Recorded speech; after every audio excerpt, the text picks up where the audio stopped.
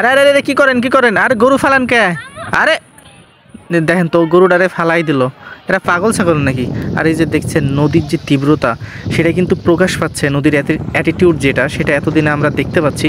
আর পদ্মা নদী যে কতটা ভয়ানক সেটা হয়তো বা আমরা এবার দেখতে পারবো 2024 সালে এসে, যে আসলে পদ্মা নদী কতটা ভয়ানক। আর দেখেন এই যে এখানে এই যে নদী কেটে যাচ্ছে কিন্তু জেলা প্রশাসনের কোনো পদক্ষেপই নেই, এদের পদক্ষেপ জিরো। এ মামা মাছ কত দেখছেন যে আসলে মাছ নিচ্ছি বাসার জন্য, তো মাছের দাম এখানে কেমন সেটাও জানতে পারবেন। আরে ও মামা কই গেছলা? আরে মামা তোমার তো এই নৌকা ডুবাই নিব। আরে পাগল, দেখছেন শালা নদীর গর্জনে থাকা যায় না, ওরও আবার সাঁতার কাটে। তো এই যে দেখেন যে এই নদী যে কেটে যাচ্ছে, তো আসলে কি এখানে কি সরকারের লোকজনের পদক্ষেপ করার দরকার আছে না নাই? আপনারা কি মনে করেন এটাকে, যে এই নদীটা এভাবে কেটে যাবে, সরকারি লোকজন কেউ আসবে না এখানে? বস্তাগুলো ফেলায় রাখছে, সেগুলোরও কোনো পদক্ষেপ নেয় না এরা। আসসালামু আলাইকুম, কেমন আছেন সবাই? আশা করছি সবাই ভালো আছেন। তো দেখতে পাচ্ছেন আমরা আজকে আসছি পদ্মা নদীর একদম পাশে, হচ্ছে যে বর্ডার এলাকাতে। তো আমরা শুনছি যে ইন্ডিয়ার ফারাক্কা বাঁধ ছেড়ে দিয়েছে, আর ইন্ডিয়ার ফারাক্কা বাঁধ ছাড়ার কারণে আপনারা দেখতে পাচ্ছেন যে নদীর যে বিশেষ করে যে গর্জন বা নদীর যে একটা অ্যাটিটিউড থাকে পদ্মা নদীর, সেই অ্যাটিটিউডটা দীর্ঘ 9 বছর পরে এইখানকার মানুষ সেটাকে ফিল করতে পারছে। কারণ এর আগে দীর্ঘ 9 বছর আগে বা এখন পর্যন্ত এই নদীর কোনো গর্জন শোনা যায়নি, বাট নাও আজকে থেকে নদীর গর্জন যে এতটাই ভয়ানক সেটা কিন্তু এখানকার মানুষ ফিল করতে পারছে। আর নদীর যে তীব্রতা সেটাও ফিল করতে পারছে।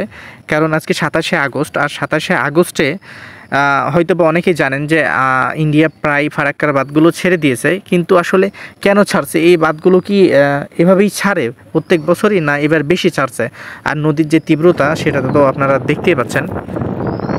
তো আমাদের এই পদ্মা নদী থেকে আমরা যেখানে আপনারা যে ভিডিওটা দেখছেন এখান থেকে যে ফারাক্কা বাঁধটা সেটা হবে মাত্র 5 থেকে 6 কিলোমিটার। তো এখানে ফারাক্কা বাঁধ ছেড়ে দিছে সেটা আমরা শুনছি, প্রতি বছরই ছাড়ে, এবারও ছাড়ছে, কিন্তু এবার নাকি বড়সড় আকারে ছাড়ছে। আসলে এটা কতটা সত্যতা বা এটার আসলে কতটা সত্য সেটা আমাদের ভিডিওর মাঝে জানতে পারবেন। বাট একটা কথা আমরা বলতে চাই যে দেখেন যে এইখানে যে বস্তা বা এই যে নদীর এই তীব্রতা বা দীর্ঘ 9 বছর পরে নদী তার আগের রূপে ফিরে আসছে, তারপরও জেলা প্রশাসন বা উপজেলা জেলা যারা কর্মকর্তা আছে তাদের কোনো পদক্ষেপই নেই। এখানে তাদের পদক্ষেপ জিরো। প্রতি বছরই এই জায়গাটাতে নদী কাটে, দেখা যাচ্ছে যে কম বেশি কাটে, কিন্তু এবার একটু বেশি কাটছে। কিন্তু এই যে নদীটা যখন কাটে তখনই এদের ছায়াছাটা পাওয়া যায়। তা আবার ধরেন যে 50 বস্তা বালু ঢুকায় নিয়ে, তারপরে সেই সে 50 বস্তা বালু ঢুকায় নিয়ে তারপরে তারা পদ্মা নদীর যে পাশে সেখানে রেখে দেয়। ফেলার মতো লোক থাকে না। এই যে দেখেন এই যে গাছগুলো যে নেমে পড়ে গেছে, এখানে কিন্তু কোনো প্রশাসনের লোক নেই। বাট কেন এটা হবে কেন? এখানে তো সরকার বরাদ্দ দিছে বা সরকার এগুলোর জন্য তো পদক্ষেপ নাই, তাই না?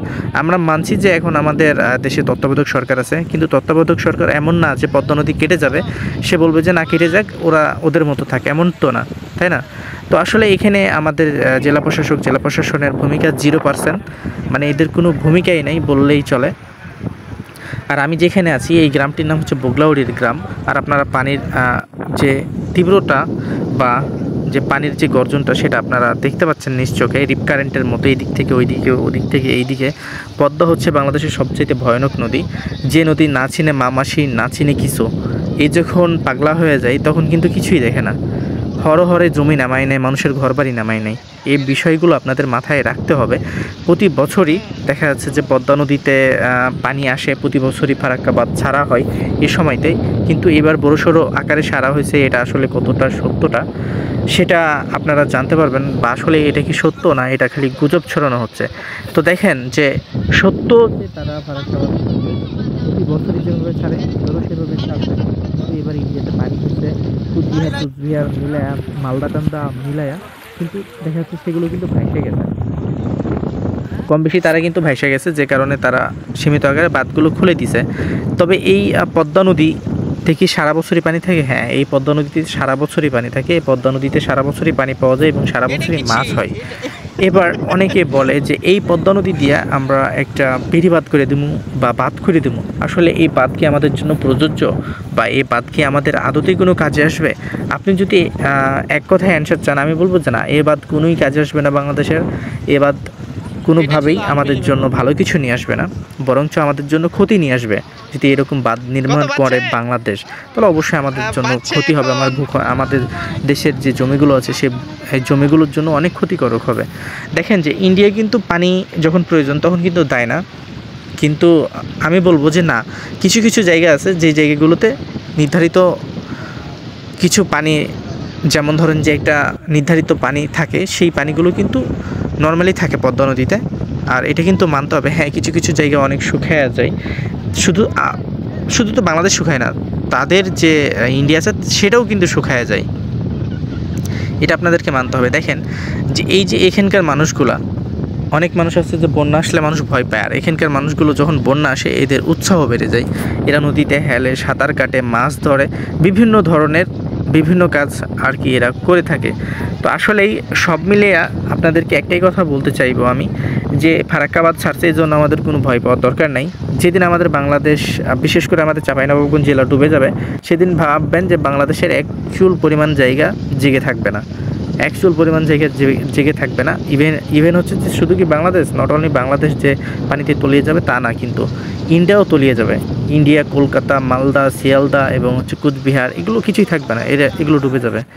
আমাদের এইখানে পানি দেয় সীমিত আকারে, হয়তো অন্য অন্য জায়গায় তো অনেক বেশি দেয়, কারণ এখানকার ভূখণ্ড যেটা বাংলাদেশের যে ভূখণ্ড বা চাঁপাইনবাবগঞ্জ জেলা বা শিখগঞ্জ উপজেলা, চাঁপাইনবাবগঞ্জ বা রাজশাহী, এই যে বিশেষ করে চাঁপাইনবাবগঞ্জ জেলা রয়েছে, এই জেলাটা কিন্তু দেখা যাচ্ছে যে পুরোপুরিভাবে ইন্ডিয়ার সাথে একদম সমান আকারে আছে, সমান আকারে জমির ভূখণ্ডটা আছে, যে কারণে ইন্ডিয়া পানি ছাড়লো এখানে খুবই সীমিত আকারে ছাড়ে।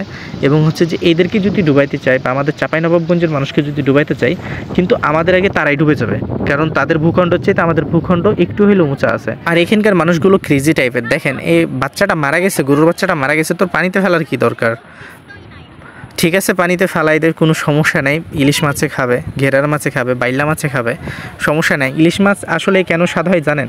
কারণ এখানে অনেক গরু মরে পড়ে থাকে, আর সে মরা গরু খাওয়ার কারণেই ইলিশ কিন্তু এতটা স্বাদ হয় বা এতটা সুস্বাদু হয়। তবে আপনাদেরকে বলবো এই ভিডিওটিকে বেশি বেশি শেয়ার করবেন। আমাদের চাঁপাইনবাবগঞ্জের এই শিখগঞ্জ উপজেলার এই বগলাউড়ির গ্রামটি কেটে যাচ্ছে। আমি চাই যে এই ভিডিওটি আপনারা শেয়ারের মাধ্যমে আমাদের জেলা, উপজেলা, বিভাগ এবং হচ্ছে যে পুরো বাংলাদেশের মানুষকে দেখার সুযোগ করে দেবেন, যেন অন্তত সরকার পদক্ষেপ নিয়ে এই কাজগুলো অন্তত করে। এই যে দেখেন সীমিত আকারে কয়েকটা বস্তা বিছায়া তারা গেছে গা, তারা টাকা মেরে টেরে নিয়ে গেছে গা। আসলে এইখানে কি তারা টাকা মেরে নিয়ে গেছে? সাধারণ কামলা টাকা মেরে নিয়ে গেছে না। এই যে দেখেন, আপনাদেরকে দেখে এই যে বস্তাগুলো, এই বস্তাগুলো ফেলবে কে? সাধারণ মানুষ এসে ফেলবে না কোনো সরকারি কর্মকর্তা ফেলবে? অবশ্যই এটা তো সরকারিভাবে বাজেট হয়েছে, তো সরকারি লোকজনই ফেলবে, তো তারা এটা ফেলে না, বুঝছেন? এরা শুধু রাত্রেবেলা আসে, মুখ দেখে চলে যায় যে না আমরা একটা পদক্ষেপ নিচ্ছি, এরকম কিছু বলে তারা কিন্তু কাল্টি মেরে নেয়। কিন্তু তারা যে বলে যে আমরা পদক্ষেপ নিচ্ছি, আজ পর্যন্ত পদক্ষেপ নিতে পারে নাই। কারণ আজ পর্যন্ত যদি পদক্ষেপ নিত কোনো এক সরকার, তাহলে আজকে বাংলাদেশে এই যে নদী কাটা বা এই যে নদীর যে প্রবলেমগুলো, এগুলো কিন্তু কোনো সময় থাকতো না। কারণ এই সমস্যাগুলো আগেই সলভ হয়ে যাইতো। আমরা মনে করি যে এই সমস্যাগুলো আগেই সলভ হয়ে যাইতো, বা আপনিও মনে করবেন এরকম জায়গাতে যখন বাস করবেন, অবশ্যই আপনিও মনে করবেন। এই যে দেখেন এই বস্তাগুলো ফেলতে কত টাকা খরচ হবে? 50 লাখ, 100 কোটি হলেও, 100 কোটি টাকা যদি সরকার বরাদ্দ দেয় এই সব জায়গাগুলোর জন্য, অবশ্যই বরাদ্দ দিছে, তো এই টাকাগুলো যায় কোথায়? আপনাদের কি মনে হয় এই টাকাগুলো সবাই খেয়ে নেয়? এখন আমাদের বাংলাদেশ কিন্তু, আমি তো আমাদের বাংলাদেশকে কোনো সময় স্বাধীন বলতে পারি না, কারণ দেশ একবারই স্বাধীন হয়, আর একবারই স্বাধীন হয়েছে। তো আমরা যে বিজয় অর্জন করছি, আই মিন হচ্ছে যে স্বৈরাচার সরকারকে সরে যে আমরা একটা তত্ত্বাবধায়ক সরকার নিয়ে আসছি ভালো দেশ গড়ার জন্য বা দেশকে ভালো রাখার জন্য, আমরা চাই যে সেই সরকার পর্যন্ত এই ভিডিওটা যেন যায় এবং হচ্ছে যে এই বগলাউড়ির গ্রামের মানুষগুলোর যেন দুঃখ বুঝতে পারে। তো যাই হোক, আপনারা ভালো থাকবেন, সুস্থ থাকবেন, পাশাপাশি বগলাউড়ির মানুষের জন্য দোয়া রাখবেন, চাপাইয়ের মানুষের জন্য দোয়া রাখবেন। আর একটা কথা বলতে চাই যে চাপাইয়ের মানুষের কোনো ভয় নেই, চাপাইয়ের মানুষ সেভ আছে, এবং হচ্ছে যে পদ্মাতে এত পানি বাড়ছে না যে আমাদের ভয় পেতে হবে বা ভয়ের কিছু আছে। কারণ চাপাইয়ের মানুষ চাচ্ছে যে একটা বন্যা আসুক, বাংলাদেশের আই মিন হচ্ছে যে চাঁপাইনবাবগঞ্জের যে বিশেষ করে বাগান, তারপরে ফসলি জমি, চাষাবাদ জমি, এই জমিগুলো ডুবুক। কারণ এই জমিগুলো ডুবলে দেখা যাচ্ছে যে নতুনভাবে জমিতে একটা প্রাণ ফিরে পাবে। সো এই দিকের মানুষগুলো চাচ্ছে যে একটা বন্যা হওয়ার প্রয়োজন আছে, কারণ এই দিকের মানুষগুলো 98তে বন্যা দেখছে, তারপরে আর কোনো বন্যা হয় নাই বা বন্যা আসে নাই। তবে যাই হোক, আল্লাহ যেটা ভালো বুঝে সেটাই করবে। আল্লাহ অবশ্যই মানুষের জন্য ভালো কিছুই চিন্তা ভাবনা করে রেখেছে। আর ইন্ডিয়াকে কথায় কথায় আমরা বয়কট করতে পারি না। ইন্ডিয়া যাই হোক, তারা আমাদের পাশের দেশ, আর ইন্ডিয়াকে আমরা কোনো সময় বয়কট করতে পারি না। একটাবার ভেবে দেখবেন, আমরা একটু কিছু হলে ইন্ডিয়াকে বয়কট করি। আপনার ভূখণ্ডে বা আপনার যদি একটা বেড়িবাঁধ থাকতো আর আপনার দেশের সাথে যদি অন্য কোনো একটা দেশের কানেক্টেড থাকতো, তাহলে কিন্তু আপনিও বাধ্য হইতেন এই ফারাক্কাবাদ ছাড়তে। এটা কিন্তু নর্মালি নিতে হবে, ঠিক আছে? এই জন্য ইন্ডিয়াকে বয়কট করতে হবে বা ইন্ডিয়া বয়কট, এইরকম আসলে আমি মনে করি যে এটা আমাদের জন্য বেস্ট না, এটা আমাদের জন্য ভালো কিছু না। কারণ এই জন্য আমাদের একটা দেশের সাথে সম্পর্ক খারাপ হবে। তারা আমাদের পাশের দেশ, অবশ্যই তারা কীভাবে না ভাবে সেটা বড় বিষয় না, আমরা কী ভাবছি তাদের বিষয় সেটা হচ্ছে যে বড় বিষয়। তো যাই হোক, ভালো থাকবেন, সুস্থ থাকবেন, ভিডিওটাকে শেয়ার করে সবাইকে দেখার সুযোগ করে দেবেন। আর চাঁপাইয়ের মানুষ সেভ আছে, পদ্মাতে পানি যে ছাড়ছে সেটা খুবই সীমিত আকারে, সেটা কিন্তু পদ্মার মানুষের জন্য ডেঞ্জার না, এটা আপনারা মাথায় রাখবেন। ভালো থাকবেন, সুস্থ থাকবেন, পাশাপাশি আমাদের ইউটিউব চ্যানেলটির সাথে থাকবেন। আর আপনারা দেখছেন যে আমি আমার বাসার জন্য মাছ কিনতেছি। তো এই মাছ আমি 400 টাকা কেজিতে নিছি, বাইলা এবং হচ্ছে যে কিছু জাল মাছ বা চিংড়ি মাছ রয়েছে, এটা আমি 400 টাকা কেজিতে এই মাছটা আমি এখান থেকে কিনলাম। তো ভালো থাকবেন, সুস্থ থাকবেন, পাশাপাশি আমাদের এই ইউটিউব চ্যানেলটির সাথে থাকবেন। আমরা চেষ্টা করি আপনাদেরকে ভালো কিছু দেখানোর। আর এখানে যে মাছগুলো দেখছেন, এই সব মাছগুলোই কিন্তু ঢাকার বিভিন্ন জায়গাতে যাবে, বিশেষ করে টঙ্গীতে প্রচুর পরিমাণে মাছ যায়, কারণ এখানে ঢাকার ব্যবসায়ীরা মাছ কিনে নিয়ে ঢাকাতে যেয়ে বিক্রি করে। তো ভালো থাকুন, সুস্থ থাকুন, পাশাপাশি আমাদের ইউটিউব চ্যানেলটির সাথেই থাকুন।